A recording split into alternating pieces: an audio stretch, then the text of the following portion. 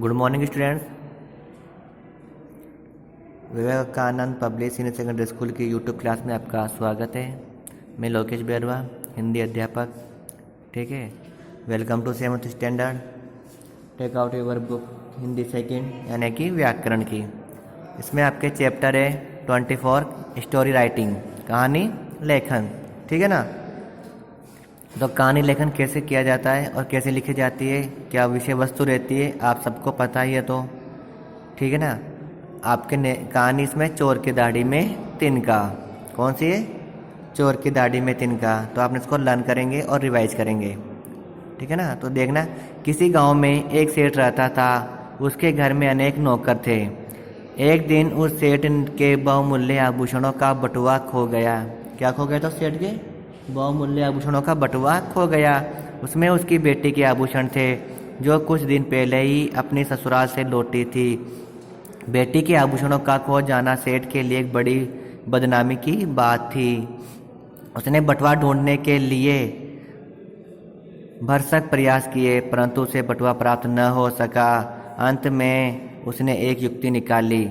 उसने सब नौकरों को बुलाकर उन्हें एक एक छड़ी दी और कहा कि ये सब जादुई छड़ियाँ हैं। जो भी चोर होगा, कल तक उसकी छड़ी 1 इंच लंबी बढ़ जाएगी। मैं कल सबकी छड़ियाँ नाप कर देखूंगा। दूसरे दिन जब सब नौकर छड़ी लेकर सेठ के सामने उपस्थित हुए, तो वह नौकर जिसने बटुआ चुराया था, उसने अपनी छड़ी का 1 इंच हिस्सा क्या किया था? उसने काट लिया। जब सेठ जी ने सबकी छड़ी नापी तो उसकी छड़ी 1 इंच छोटी थी। इस प्रकार सेठ जी ने चोर को पकड़ लिया था। उसकी बेटी के सब आभूषण मिल गए थे। अब देखा है ना आपने, एक चोर के दाढ़ी में तिनका, यानी कि कहानी जो घर के अंदर ही चोर रहता है ना, उसको पकड़ने की कैसे पकड़ा जाए। तो उसके लिए उन्होंने क्या किया था? हाँ, उसके लिए उन्होंने क्या किया? सभी नौकरों को क्या दिया? उसने छड़ियाँ दे दी और कहा कि जिसने भी चोरी की है उसकी छड़ी 1 इंच लंबी हो जाएगी। अब 1 इंच लंबी होगी तो जिसने चोरी करी तो 1 इंच काट दी। अब जिसकी कटी होगी वही चोरी करेगा। ठीक है। नेक्स्ट है आपके खजूर और सीढ़ियाँ। अब देखेंगे खजूर और सीढ़ियाँ। झील के पास एक छोटा सा गांव था। झील के किनारे खजूर के कई पेड़ थे। वे पेड़ बहुत ऊंचे थे, उन पर खजूर लगे हुए थे। गांव का कोई भी व्यक्ति उन पेड़ों पर चढ़ नहीं पाता था। एक दिन प्रचंड वेग से तूफान आया। तूफान में कई खजूर भूमि पर आ गिरे। गांव वालों ने उन खजूरों को उठाकर खाया तो उन्हें क्या लगा? अत्यंत स्वादिष्ट पाया। गांव के मुखिया बद्री जी ने कहा, इस बार खजूर पहले की तुलना में अधिक मीठे तथा स्वादिष्ट है। हमें इन खजूरों को राजा को भेंट करना चाहिए।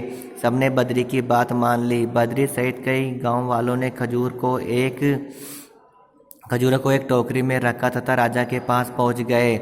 उन्होंने राजा से कहा, महाराज, इस बार हमारे गांव में बहुत अधिक स्वादिष्ट खजूर लगे हैं, कृपया इन्हें स्वीकार करें। राजा ने टोकरी में से एक खजूर उठाकर खाया। खजूर वास्तव में बहुत स्वादिष्ट था। राजा ने गांव प्रधान बद्री तथा उनके साथ आए अन्य ग्रामीणों को क्या दिया? धन्यवाद दिया। बद्री तथा गांव वाले अपने गांव लौट आए। उनके मुंह से सारा वृत्तांत सुनकर सभी ग्रामवासी खुश हुए।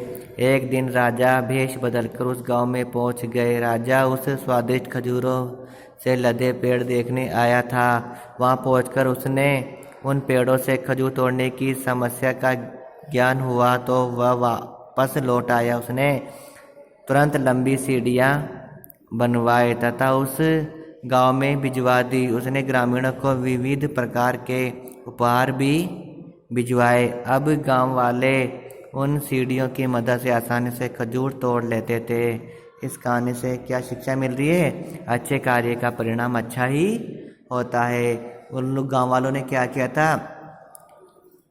उन्होंने राजा को क्या खिलाए थे? खजूर खिलाए थे। अब एक दिन राजा क्या होता है, वेश बदलकर गांव में आ जाता है और कहाँ जाता है? वो खजूर के पेड़ पर जाता है।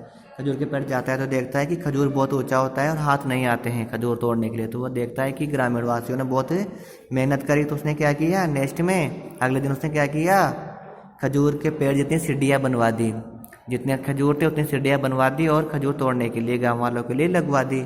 अब गाँव वाले उस पर चढ़ते हैं, आराम से सीढ़ियाँ तोड़ते हैं। तभी इस कहानी का नाम दिया गया है खजूर और सीढ़ियाँ।